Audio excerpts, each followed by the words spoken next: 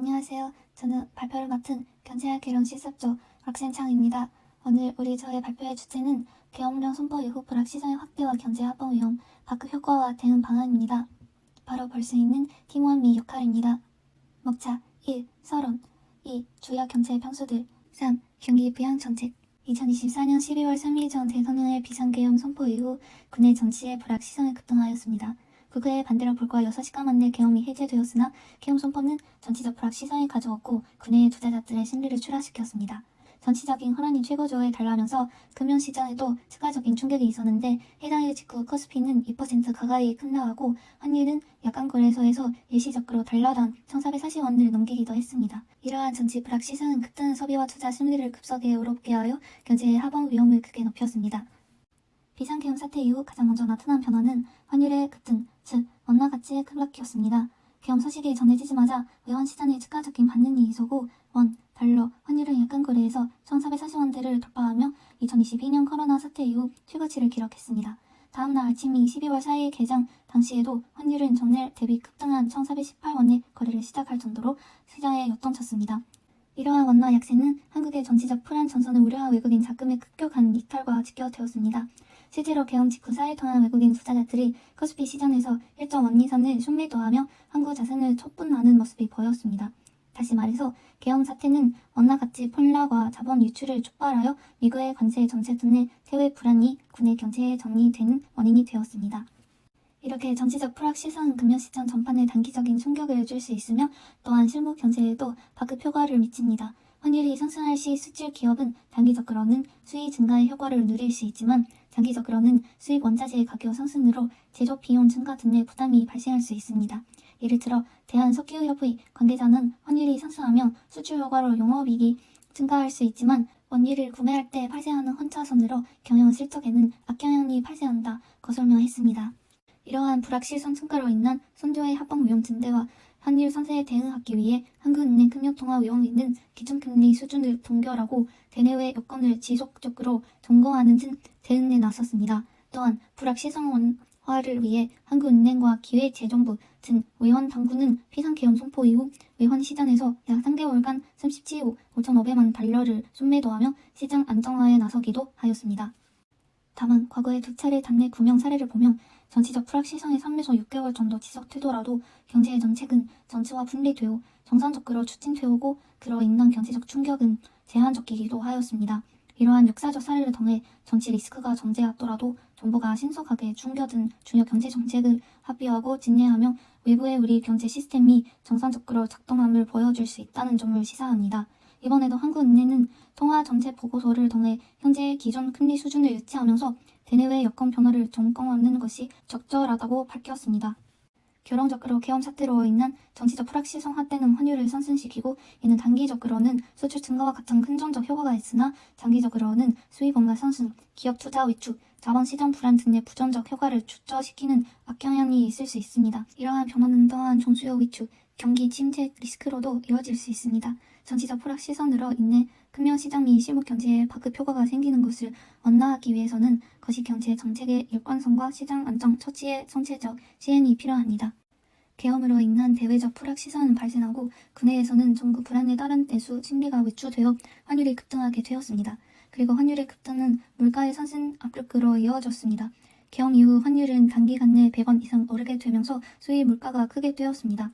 하지만 소비자 물가는 소폭 반등하기 하였으나 물가 안정 목표에 급저하는 2% 내외를 지속하는 데 그쳤습니다. 최근의 경기 둔화와 유가 하락이 겹쳐 소비자 물가는 계속해서 낮은 상승률을 유지할 것으로 전망됩니다. 향후에도 환율을 지속적으로 급등하지 않을 경우 물가 상승률을 현재의 수준에서 크게 확대되지는 않을 것으로 보입니다. 환율의 상승이 물가에 미치는 영향은 달러화 강세로 인한 환율 상승의 경우와 국내 요인으로 원화 가치가 하락하여 환율이 상승하는 경우가 각각 서로 다를 수 있습니다. 최근 강달러에 따른 환율 상승은 단기적으로는 수입품 가격을 상승시켜 소비자 물가의 선방 압력으로 작용할 수 있지만 지속성과 파급력 면에서는 국내 요인에 따른 환율 상승보다 제한적일 수 있습니다. 실제로 분석 결과 미 달러화 요인과 국내 요인은 단기적 영향이 유사하였으나 시간이 지날수록 국내 요인에 따라 영향이 비교적 크게 확대되는 것으로 나타났습니다. 따라서 달러와 요인 들어 환율이 상승하는 경우에는 그 영향이 단기에 그칠 수 있습니다. 이자율, 즉 금리에는 다양한 종류가 있고 계엄에 따른 영향도 각각 다릅니다. 먼저 예금금리의 경우 은행은 자체적으로 발표하는데 기준금리, 은행의 자금 사정, 시장 상황 등에 따라 결정하여 발표하는 형태이므로 계엄과 같은 단기적 불확실성은 영향이 줄기 힘듭니다. 실제로 예금금리는 2024년 3월부터 꾸준히 하락하고 있는데 이는 계엄의 영향을 받아서 보기 어렵습니다. 금리의 변화는 계엄 이전의 상황과 이후의 상황을 비교 분석하기 위해 계엄 이전부터 현재 가치의 변동 그래프를 활용하였습니다. 또한 계절적 요인 때문에 금리가 변화할 수도 있으므로 2023년 같은 탈례 상황을 확인하기 위해 2023년 12월부터 현재 가치의 금리 변동 그래프도 활용하였습니다. 정치적 불안이 없을 때 시장 금리는 기준 금리를 따라 움직입니다. 하지만 계엄과 같은 강력한 정치적 불안 요소가 생겼을 때 시장 금리는 큰 폭으로 증가하게 됩니다. 정치적 불안으로 투자 심리가 외출되고 외국인 자금 이탈의 가능성이 증가할 경우 시장 금리 상승 압력이 생기게 됩니다. 다만 시장에서는 계엄이 장기로 이어지지 않을 것으로 판단하고 한국은행과 정부에서 시장 안전을 위해 기준 금리를 동결하고 시장의 유동성을 조절하는 정책을 통해 금리 상승을 억제하여 국어제 금리와 CD 금리, CP금리를 제외한 나머지 시장 금리의 경우 기준 금리를 따라 안정적으로 유지되었습니다. 골금리의 경우 연말에 급등하는 모습을 보였지만 이는 계엄 때문에 아니라 연말 결산 수요로 인해 금융기관들의 단기 자금 수요가 증가해 골금리가 일시적으로 상승한 것입니다. 실제로 2023년 12월 말에도 같은 현상이 일어났으므로 이를 확인할 수 있습니다. 국어채의 경우에는 계엄 이후로 금리 상승과 함께 전체적인 흐름도 바뀐 듯한 모습이 나타납니다. 이는 국어채 자체가 복합적 요인에 의해 교정되는 것에 기인하는데 계엄으로 인해 전체적 불확실성이 급증하면서 금리 상승 압박을 받다 12월에 증가하는 추세로 전환되었습니다. 다만 정치적 불확실성 이외에도 다양한 영향이 국가재 금리에 영향을 주어 정치적 불확실성에 의한 영향은 제한적이라 뜻으로 가지는 이어지지 않았습니다. CP, CD는 단기 금융상품으로 유동성, 신용 위험을 추가적으로 반영하게 되고 계엄에도 빠르게 반영하여 금리 상승으로 이어졌습니다. 단기 금융상품으로서 만기 도래 시점이 가깝기 때문에 투자자들은 돈을 못 돌려받을 수도 있다는 심리가 생기게 되고 매일은 거리게 됩니다. 특히 CP의 경우 기업에서 발행함으로 신용 위험에 더욱 민감해 불확실성이 커지게 되면 투자 심리가 더욱 위축됩니다. 이에 따라 수요가 감소하면서 자연스럽게 발행 주제는 더 높은 금리를 주어야 자금은 조달할 수 있게 되고 금리가 상승하게 됩니다.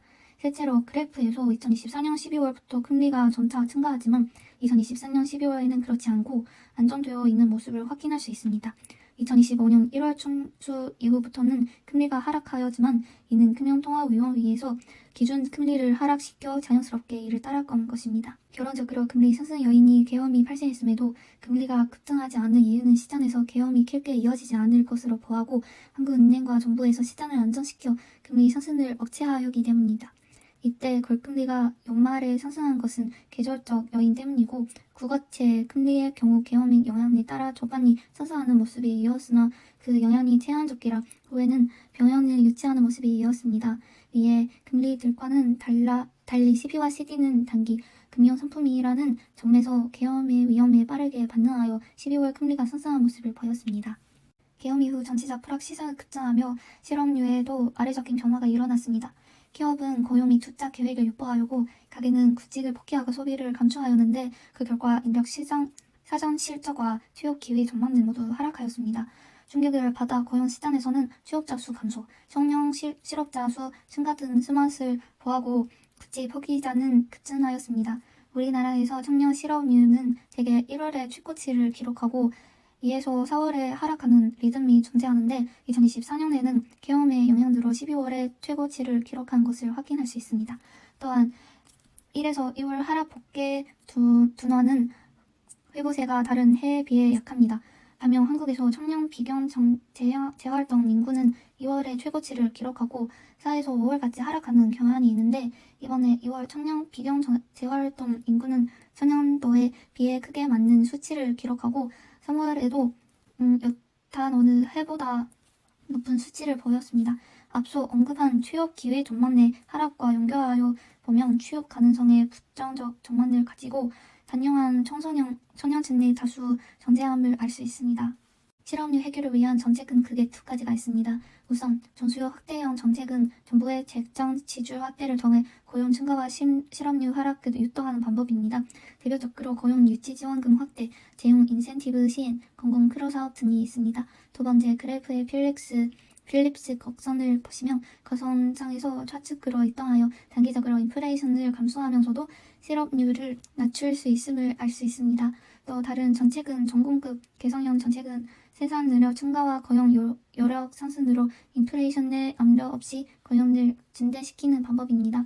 이에 대표적인 정책은 학교 노동시장 연계 강화, 중견기업 육선, 양질 일자리 창출, 직업훈련 등이 있습니다. 이는 구조적인 실업 원인을 해결하여 자연 실업률을 해결하는 방법으로서 장기 필립스 거선으로 설명될 수 있습니다. 장기 필립스 거선 자체를 좌측으로 이동시켜 물가 상승 없이 실업률 하락을 유도하는 것입니다. 단기 AS 거선과 장기 AS 거선 모두 우측 이동하여 새로운 국면을 찾음으로써 물가 상승 없이 생산과 고용이 증가할 수 있고 이는 지속 가능한 실업률 하락으로 이어집니다. 현재 시행 중인 경기 부양 정책인 재정 정책, 통화 정책, 외환 시장 점검 및 시장 안정화 조치 각 경제에 미치는 영향에 대해서도 알아보겠습니다.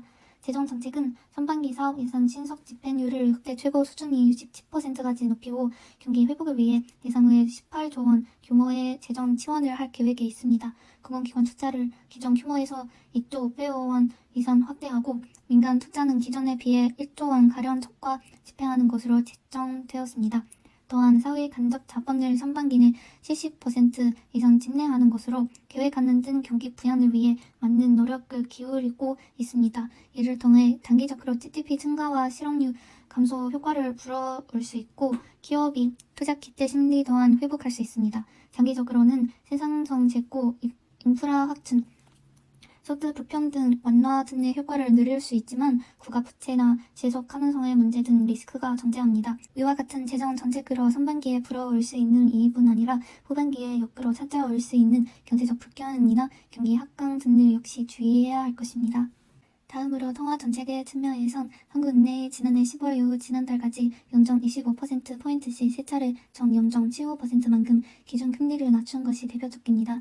물가 상승률 안정세와 가계부채 둔화 흐름이 지속되는 가운데 성장률이 크게 낮아질 것으로 전망되는 만큼 기존 금리를 주가 인하하여 경기 하방 압력을 완화하는 것이 적절하다고 판단한 한국은행은 기존 금리를 낮춘 통화 정책이 경제 성장에 이미 큰 도움이 됐다고 자체 평가하였습니다. 장기적으로 금리 인하를 통해 GDP 성장률을 끌어올린 것으로 추정하고 우려했던 금리 인하의 부작용이 물가 상승, 환율 상승, 가계부채 증가 등에 의미한 것으로 평가했습니다. 하지만 장기적으로는 금리 인하의 가계부채, 주택 가격의 금리 수준이 낮아질수록 비성향적으로 확대되는 경향과 같은 경제 불안의 요소가 남아 있습니다.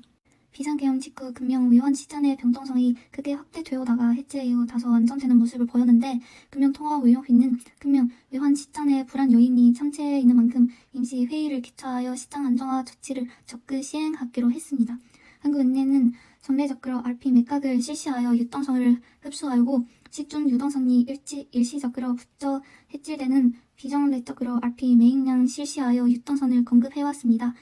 계엄령 이후 한국은행은 RP 매입량 확대를 예고하였고 부의 활동은 단기적으로는 시장 참여자들의 활동을 촉진하고 자금 순환에 도움을 줄 수 있지만 장기적으로는 과도한 유동성 공급으로 시장 내에서 쓸데없는 돈이 돌아가게 하거나 인플레이션을 유발할 수 있기에 이를 주의해야 합니다.